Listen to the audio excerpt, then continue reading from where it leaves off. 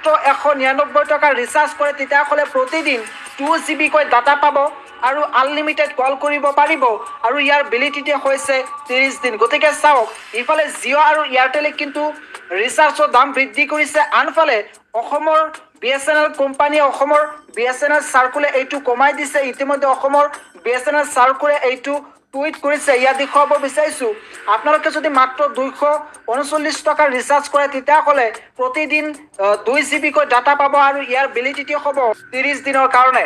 আৰু যদি 249 টকা ৰিচাৰ্জ কৰে প্ৰতিদিন 2 GB কৈ ডাটা পাব আৰু ইয়াৰ ভেলিডিটি হৈছে 45 ডেজ। গতিকে চাওক কিমান অফাৰ দিছে এই BSNL চিমে। BSNL চিম হৈছে গভৰ্ণমেণ্ট চিম। আপোনালোকে যদি এয়াৰটেল নাইবা জিঅ' চলাই আছে সেইবোৰ নচলাব। এতিয়াৰ পৰা আপোনালোকে BSNL চিম চলাওক, কাৰণ BSNL কিন্তু মানুহৰ বাবে, অসমৰ জনসাধাৰণৰ বাবে বাম্পাৰ অফাৰ লৈ আহিছে। আপোনালোকে যদি 299 টকা ৰিচাৰ্জ কৰে তেতিয়াহ'লে প্ৰতিদিন 3 GB কৈ ডাটা পাব আৰু ইয়াৰ ভেলিডিটি হৈছে 30 দিন।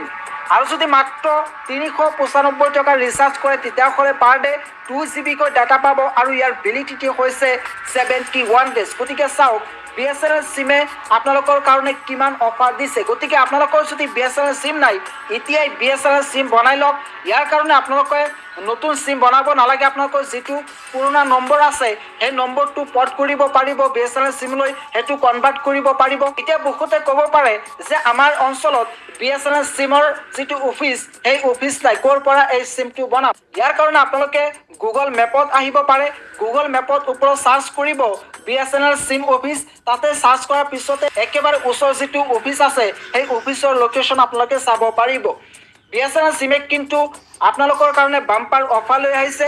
মাত্ৰ 108 টকা ৰিচাৰ্জ কৰিলেই 28 দিনৰ কাৰণে পাৰ ডে 1 GB কৈ ডাটা পাব আৰু কিন্তু আনলিমিটেড কল কৰিব পাৰিব। এই আছাম টেলিকম চাৰ্কুলে এইটো প্ৰকাশ কৰিছে। গতিকে আপোনালোকে BSNL চিম বনাই এতিয়াই ৰিচাৰ্জ কৰক।